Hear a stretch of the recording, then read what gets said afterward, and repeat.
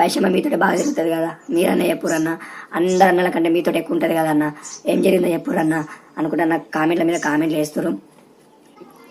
ఆగుతలేదు, మొత్తం తన మీదనే ఉన్నాం, తన ధ్యాసనే ఉన్నది. బట్ ఏంటంటే కామెంట్లలో అన్నా మేము తట్టుకుంటలేము, అసలు కారణం ఏంది, బంగారం సున్నిత వైసమ్మని చంపడానికి గల రీజన్ ఏందన్నా, చెప్పురన్నా అని అనుకుంటాను అంటారు. నేను చెప్తా.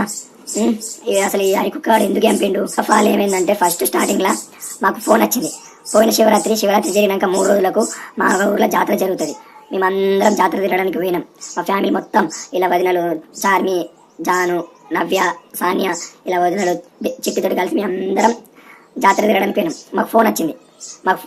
నాకు ఫోన్ వచ్చి, ఎందుకంటే చిట్టికి పెళ్ళంటే ఇష్టం లేదు, తనకు ఏజ్ లేదు కాబట్టి. మా అన్నదమ్ములతో తిరిగి ఏమైందంటే తనకు ఉండే లక్షణాలు ఏంటిది, నేను కూడా ఒక తమ్ముడిని, నాకు పెళ్ళొద్దు, నేను మా అమ్మని చూసుకుంటా, మా అమ్మని మంచి చేసుకుంటా, అప్పు కట్టుకుంటా అనే తాట్లోనే ఉన్నది. ఇట్లా సంబంధాలు కూడా వస్తున్నాయి. మా చిట్టి ఇంటికి ఎవరైనా నచ్చినట్టు నేను నిలబడతా, ఇంటికి ఎవరైనా వస్తే నేను నిలబడతా, నాకు సంబంధాలు వద్దు, నాకు పెళ్ళొద్దు, కావాల్సినంటే 22 సంవత్సరాలు చేసుకుంటా, ఇంకా 4 సంవత్సరాల గురించి చేసుకుంటా అనుకుంటా ప్రతి ఒక్క సంబంధాన్ని ఇట్లా క్యాన్సల్ చేస్తుండే. నాకు ఫోన్ వచ్చి, నేను క్లారిటీ చెప్తున్నా, ఫస్ట్ నుంచి లాస్ట్ దాకా అయినూరి. ఏమైందంటే నాకు ఫోన్ వచ్చింది, మా మమ్మీ ఫోన్ చేసింది, వైషమ్మని పట్టుకొని ఇంటికి రారా అని. ఎందుకు మమ్మీ అని అన్నాక ఇట్లా సంబంధం వచ్చిందంటే, ఎందుకు తెలిసిన విషయమే కదా, అది అద్దంటది. ఎందుకంటే కాదు, ఆ పిల్లడానికి గవర్నమెంట్ జాబ్ అంట, మరి మీరంటే వీడియోలు తీసుకుంటే ఇట్లా పైసల కోసం కష్టపడతారు, గవర్నమెంట్ జాబ్ అంట, కూర్చున్న కాడ తినచ్చు, ఒక్కటే మాట కూర్చున్న కాడ తినచ్చు అని మాట చెప్తే నేను కూడా ఆలోచించిన. ఫస్ట్ నాకు తెలియదు, ఇది ఎట్లా కూడా నాకు తెలియదు, మేము మొక్క చూడలేము. ఫోన్ వస్తే మరి సరే, మరి గవర్నమెంట్ జాబ్ అంటుంది కదా, మా చెల్లె బతికిపోతుంది. ఇంటికి పోదా చిట్టి పోదా అంటే, ఎందుకన్నా ఎందుకు పోదామని అంటారు. ఇంకొంచెం తిరుగుదాం పట్టూరి, మళ్ళీ జాతర ఇప్పుడు వస్తుందంటే దాయే పోదాం, అటు మళ్ళీ వద్దాం ఒక్కొక్కసేపు వద్దామని వచ్చినాం. మా ఇంటికి వచ్చినాక గడి పోదా అన్న, అటు ఎందుకు ఇన్నే ఉందాం, మళ్ళీ ఎందుకు పోదాం ఇప్పుడు అటు పోదా అన్నాక ఆ రోజు మా చిట్టి జాతర ఉంది కాబట్టి ఆ రోజు లంగం వేసుకుని అందరు లంగం వేసుకున్నారు. అందరూ ఇదే మంచి టైం అని మా వాళ్ళకు సరే అని ఆడిపోయినాం. ఆడి పెట్టంగానే అలపోయినాకనే పోయినాం, చూసినాం. అక్కడ అందరు కూర్చున్నారు. అక్కడ నేనేమనుకున్నా అంటే వాళ్ళందరూ ఓల్డ్ లెక్కన పడుతున్నారు, అందులో ఎరకు ఆడు కూడా ఓల్డ్ లెక్కన పడుతున్నాం. ఈ అబ్బాయి వాళ్ళు మరి అనుకున్నా, బయటకి ఇట్లా ఉన్నారని అనుకున్నాం. పోయి ఆడ కూర్చున్నాం. మా చిట్టి కూడా వచ్చింది, కూర్చుంది. ఎవరిల్లు అన్నాక మా మమ్మీ ఏం చేసింది, ఇక పిల్లి ఏమని చూసుకోరి అన్నది.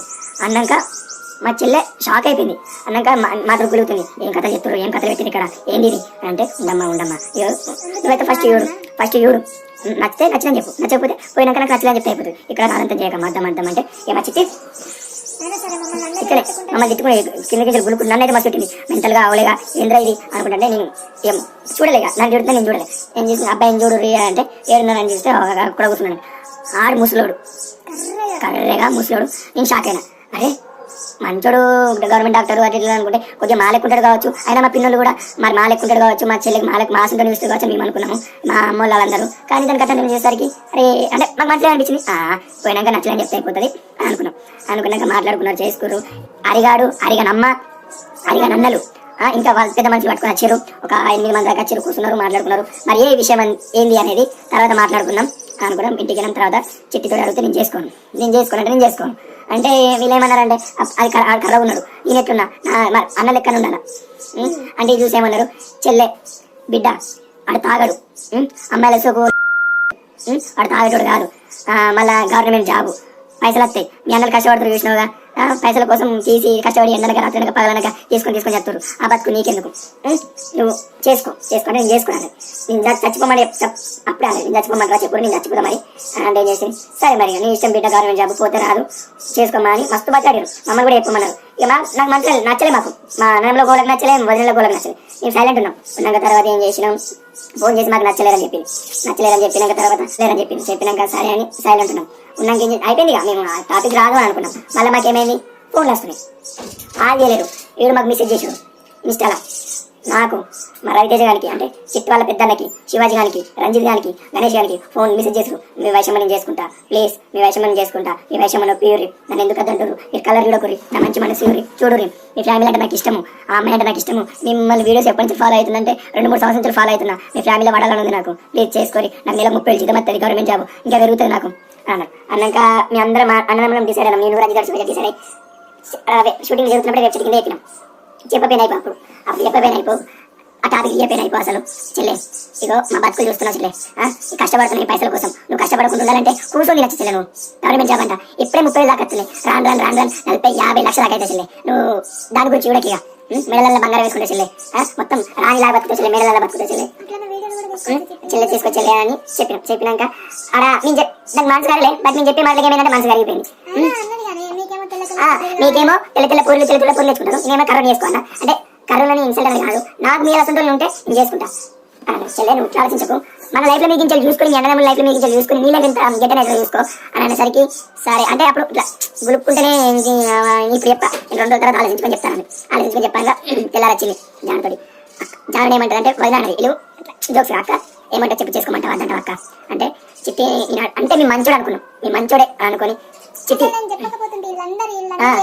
మా పిన్నిలు మా మమ్మలు మా అమ్మలు వీళ్ళందరూ నువ్వు చెప్తే ఏంటది జాను, నువ్వు చెప్పమ్మా దాని బతకాలం కాదు, దాని జీవితం మంచిగా ఉంటుంది. ఎందుకంటే అది కైకిలి అటు ఇటు వ్యవసాయం పంతానికి రాదు, అది అటు గవర్నమెంట్ జాబ్ అంట, మంచి బతుకు చెప్పమ్మా అంటే ఇక్కడికి వచ్చినప్పుడు అక్క ఏం చేయమంటావు, చేసుకోమంటావా అంటావా అంటే చిట్టి చేసుకో అమ్మా, నీ లైఫ్ మంచిగా ఉంటుంది, మీ అన్న లైఫ్ మీకు ఆలోచించు, గవర్నమెంట్ జాబ్ అంట ఇప్పుడు 30,000 వస్తాయి, రాను లక్షలు వస్తాయి అమ్మా అని చెప్పినాక ఏమైంది, సరే నువ్వు చెప్తున్నావుగా చేసుకుంటా అని మాటలే ఇక చేసుకుంటా అనేది మేము ఒప్పించినాక ఇక మళ్ళీ తర్వాత ఏమైందేమో మాటేగా ఫస్ట్ మనసు ఒప్పుకుంటుంది, మనసు చెప్పినప్పుడు ఒప్పుకుంటుంది. తర్వాత ఏం ఆలోచించుకున్నాం సైలెంట్ ఉన్నది, మళ్ళీ ఆ టాపిక్ గురించి తెలియదు. వాడు మెసేజ్ చిట్టుకుని మరి తెలుసుకున్నది తెలియదు, ఎవరు ఇచ్చారని కూడా తెలియదు. మెసేజ్ ఫోన్ చేసి నేను వైషమ్మ అప్పుడు నేను చూడడానికి వచ్చినాడు అట్లా ఇట్లాంటి నా నెంబర్ ఎవరు ఇచ్చారు, ఎందుకు ఫోన్ చేసినావు అయితే నన్ను చేసుకో, నన్ను కర్ర ఉండడం చూడకు, నా మనసు చూడు, నీ ఫ్యామిలీ అంటే నాకు పిచ్చిష్టం, మిమ్మల్ని 2-3 సంవత్సరాల నుంచి ఫాలో అవుతున్నా, అసలు నేను ఏమనుకున్నా నీ క్యాస్ట్ వేరే అనుకున్నా, అసలు నా క్యాస్ట్ అని తెలిస్తే ఈ అమ్మని ఖచ్చితంగా చేసుకుంటా అని అనుకున్నా, నువ్వు నా కోసమే ఉన్నావు, చేసుకోమ్మా నన్ను చేసుకోమని ఎట్లా మాట్లాడించిందంటే నల్ల ముచ్చిగాడు ఘోరంగా నమ్మించిండు. అది కొనిస్తా, ఐఫోన్ కొనిస్తా, ఇది కొనిస్తా అని చేసిండు. 20,000 ఇచ్చిండు ఐఫోన్కి. అనగా నాకెందుకు ఇస్తున్నావు ఎప్పుడు కోట్లకి అయినాక మేము ఎలా మా చిట్టు కోట్లకు పోతుంది బావర్చలకి డైరీ మిల్క్, దాని డైరీ మిల్క్ అంటే పిచ్చి ఇష్టం. పోతే అలా కలిసినాక ఆడ కలిసి మాట్లాడి నువ్వు గిరి మాట్లాడుతున్నావు 2 నిమిషాలు ఇలా మాట్లాడతానంటే ఇక నీకు ఐఫోన్ కొనిస్తా, నీకు 40,000 కావాలని చెప్పు, 50,000 ఫోన్ కావాలని చెప్పు అని ఏం చేసిండు, ఐఫోన్ కొనిస్తా అని. ఇక ఆడంటే మా చెల్లి అద్దు అనుకుంటుంటే అటు చేసిండు, ఇట్లా దీన్ని లైన్లో తెచ్చుకోవాలి, పైసలు సేవించాలి అన్నట్టు చేసిన తర్వాత నాకు ఐఫోన్ వద్దు, ఏమద్దు నువ్వు ఇటువంటి విషయాలు ఇక్కడ ఏమనుకుంటారు, పలానా బిడ్డ ఇటువంటి కథలు నాతో మాట్లాడుతున్నాను అనుకుంటారు, ఇటువంటి చేయకని మా చెల్లి అసలు అబ్బాయి ఎవరికి భయపడది, ఎవరు వచ్చి కూడా ముఖం మంచిగా మాట్లాడుతుంది. ఇంటికి వచ్చిన తర్వాత ఏం చేసిండు, ఎన్నిసార్లు చెప్పినా మా చెల్లి అద్దనం ఏం చేసింది, ఇక మస్తు కన్వర్ట్ చేసిన తర్వాత ఏం చేసిండు, మా చెల్లెని ఒప్పించినాం. సరే అన్నారు, మీరు మీ ఫ్యామిలీ పట్టుకొని రారంటే వీళ్ళు ఏం చేశారు, పలానా టైంకి వస్తాము, ఈ టైంకి వస్తాము, ఆ రోజు మాట్లాడుకుని ఎంగేజ్మెంట్ పెట్టుకుంటాము అని అన్నారు. అన్నాక సరే అన్నాక ఇలా అన్నమ్మలు అందరికి చెప్పిందంట, వాళ్ళు యాడికోవాలి అమ్మ అందరికి చెప్తే ఏం చేసిందంట, వాళ్ళు ఫస్ట్ ఓకే అన్నారు, ఈ తారీఖు వస్తాము ఓకే అని అన్నారంట. అన్న తర్వాత మళ్ళీ ఏమైంది, వేరే కాడ సంబంధం మాట్లాడుకున్నారంట. అట్లా అని చెప్పలేదు అతను చిట్టి కొంచెం అందంగా తెల్లగా ఉందంట, అలా ఇంట్లో అంటే హరి వాళ్ళ వదినలు కొంచెం బ్లాక్ గా అట్లున్నారంట, దానివల్ల వాళ్ళ అన్నలకి నచ్చక నాకు సంబంధం వద్దు అని అంటారు వాళ్ళు. మళ్ళీ అట్లా అని నాతో ముచ్చట చెప్పింది. అప్పుడు మన అందరికీ తెలుసు కానీ మీరు అందరు మర్చిపోయారు కావచ్చు. అట్లా చెప్పింది. తర్వాత మళ్ళీ ఇంకో సంబంధం వచ్చిందనే టాపిక్ కూడా తీసుకుంది. ఇంకో సంబంధం ఇట్లా వీళ్ళ అన్న భార్యలు నల్ల ఉన్నారు, నా తమ్ముని భార్య తెల్లగా ఉన్నది, ఇలా అందరి నుంచి నా తమ్ముని భార్య మెరితే నా భార్యలో ఎట్లా పోతుంది అని అనుకున్నారేమో, నాకు తెలియదు, ఈ విషయం ఇప్పుడు తెలిసింది. సరే ఇక మాకు వద్దు, వేరే సంబంధం మాట్లాడుకున్నాము, 2 ఎకరాలు 7 లక్షలు ఇస్తున్నారు అనుకున్నా మాట్లాడదు. అప్పుడు మీ కట్నం గురించి మాట్లాడలేం చేయలేము, ఏం చేయలేదు. చిట్టి నేనన్నా 2 నెలలు ప్రెగ్నెంట్ అయినా, నువ్వు అంటే రాజధాని ఉంటాయి ప్రెగ్నెంట్ అయినా, నువ్వు ఎందుకు అట్లా చిట్టి అంటే ఆల్రెడీ మా చిట్టి ప్రెగ్నెంట్ అయింది, తీయించేసిండు. ఏం చేసిన తర్వాత మనసులో కూర్చుంది దానికి, ఎట్లా ప్రెగ్నెంట్ చెప్పాలని అక్క ఆల్రెడీ ప్రెగ్నెంట్ అయినా అని రిపోర్ట్స్ ఉన్నాయా, అది ఆల్రెడీ ప్రెగ్నెంట్ అయినా అని చూపించినాక ఓడి చెప్పి కొట్టేయని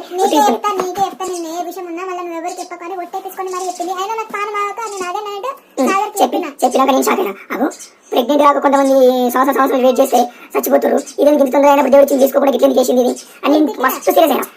ఏమన్నాడంటే ఆయన ఏమంటుందంటే, నువ్వు చిన్న పిల్లవి, నీకు ఖర్చులు తెలుస్తలేదు, నువ్వు బాగా తిరుగుతున్నావు, ఖర్చులు నీకు అర్థమైతలేదు, నీకు అది కావాలి ఇది కావాలని అడుగుతున్నావు, నువ్వు ఇప్పుడు నాకు వచ్చే శారీలో నీకు అది ఇది ఏడికలు తెచ్చారు అమ్మని చెప్పారా ఇక్కడ కట్నం వచ్చినట్రా 20 లక్షలు 2 ఎకరాల భూమిరా, 6 కోట్ల ఆస్తిరా నీకు, 6 కోట్ల ఆస్తి అని చంపేరా అని చెప్పిన కార్యం చేసి నాకు ఇంత నిజంగా తెలిసింది ఏంటంటే ఒక విషయము.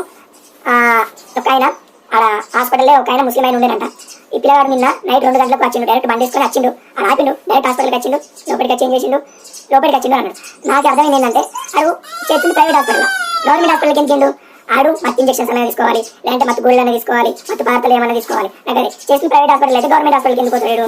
ఏదో ఒక కారణం ఉన్నది కత్త దానికోసం వేండా తెలియదు, ఇంకోటి మత పాత్ర గురించి వేండా అంటే తెలియదు. మాకు ఇంతమంది తెలిసింది. ఇవాడికి ఇవాళ ఇంతమంది తెలిసింది. మా అన్న చెప్పిండు ఇట్లా ఇట్లా ఒక ముస్లిం అయినా ఇట్లా చెప్పిండు, ఆయన 2 గంటలకు వచ్చిండు, బండి సడన్గా ఆపిండు, డైరెక్ట్ హాస్పిటల్కి వెళ్ళు, ఏమో తీసుకుని వేయండు అగో నేను ఆలోచించుకున్నా ఖచ్చితంగా మత పాత్రలే. ఏం చేసిండు, ఇంటికి ఏం చేసిండు, మా చెల్లెని చంపేసినాక ఇక మా బాబాయ్ ఏం చేసిండు, మా బాబాయ్ బయట పడ్డారు. బయట వండద్దే అంతగా కుక్కలు ముడుతున్నాయి, మరి ఏమైంది దొంగలకి గట్టి గోస అవుతుంది. ఇంట్లో వండుకున్నాం కానీ ఇంట్లో వండుకున్నారు, వేరే రూమ్లో ఇట్లా ఈ రూమ్లో ఇల్లు వండుకున్నారు, ఆ రూమ్లో చిక్కలు వండుకున్నారు. ఈ రూమ్లో వాళ్ళు ఏం చేసి ఊరుకోతుందని అదే రోజు ఫస్ట్ కూలర్ పెట్టారు. ఇదే కూలర్ సేమ్ ఇదే కూలర్ నేను చిట్టి పెట్టిన. ఈ కూలర్ పెట్టి మూత సౌండ్ అంట, ఈ మూత సౌండ్ ఆ సౌండ్ రాదు. ఆ బాబాయ్కి ఒక్కసారి గుద్దిన సౌండ్ వచ్చింది. గుద్దిన సౌండ్ వస్తే సడన్ చేసి అని ఏమి ఎత్తుడే కొట్టుకుంటూ వచ్చి పిల్లలు కుసురు పడి సడన్గా వేసి పిల్లలు చూసి ఆ డోర్ కయ్యినాడు. అంటే ఏం సౌండ్ లేదు.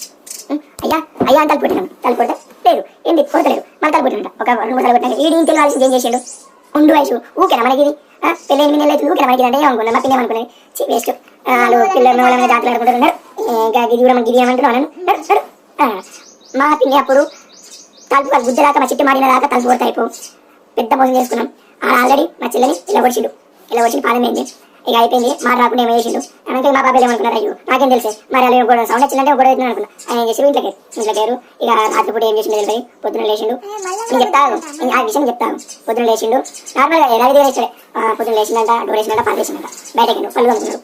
డైరెక్ట్ బండి తీసుకుని పోయినాక మా పిల్లి విషయం మా పాప ఇంకేం చెప్తలేదు. నేను సౌండ్ వచ్చినట్టు మరి ఏంది సౌండ్ అయిపోతా ఇలా గిట్టెందుకు పోతుండు, రోజు బండి గిట్టేసుకుని పోతాడు కదా, వాళ్ళకి ఇంత పొద్దున ఎందుకు పోతుండు, రోజు 9 గంటలకు పోతాడు హాస్పిటల్కి. ఇప్పుడు ఎందుకు పోతుంది మరి అనుకున్నదో ఏమనుకున్నా. నా బిడ్డ టిఫిన్ కోసం పోతుంది కావచ్చు, వాంతింగ్స్ అవుతున్నాయి, టిఫిన్ కోసం పోతుంది. కానీ ఏం చేసిండు, ఇంట్లోకి వచ్చినాక లేపుతాన్ని పారేసి డోర్ వేసింది. అగో నా బిడ్డ ఉంటున్నాక డోర్ ఎందుకు వేసింది నేను సరే అని డోర్ వేసి పెట్టి చూసింది. నా బిడ్డ ఏంది అని కింద వేసేసరికి కింద వండున్నాయి అనక మొత్తం అమ్మో నా బిడ్డ వెందరో, నా బిడ్డ చచ్చిపోయిందరో, నా బిడ్డ వెళ్ళేసరికి మేమందరం మేము పోయేసరికి మా చెల్లెని హాస్పిటల్ తీసుకుని ఇక ఎంత మా బాబాయ్ల కార్ వచ్చింది, ఆ కార్లో కూర్చొని పెట్టుకున్నాం. ఎంత తెల్లగంటే మా రక్తం అంతా వేయింది, మా చెల్లెని మొత్తం అడిగంటే రక్తం అంతా వేయింది. మొత్తం వెనక హాస్పిటల్ తీసుకెళ్ళి మాకు ఈ జాస్తి రాలేదు. దానికి ఆగి వస్తుందంట, ఆగి వస్తే అట్లా పోతుంది. నేను ఎందుకు పోతుందో నార్మల్గా ఎవరైనా అనుకుంటారు, రాసిందా లేదు. పెళ్ళ ఫోన్ వచ్చింది ఉడికినాక ఈ మీను గురించి ఆలోచించింది, వీటి పోతుంది. ఈ మా చెల్లెని బతికిపోయాను, చెల్లె హాస్పిటల్ తీసుకెళ్ళిన తర్వాత ఏం చేశాను, డాక్టర్ కన్సల్టేషన్ ఇట్లా వచ్చాడు చూసిండు. అమ్మ లేదమ్మా ఒక అర్ధగంట ముందు వస్తే ఈ బిడ్డ బతికిపోతుందమ్మా అన్నగా నాకు పాలు కావాలి.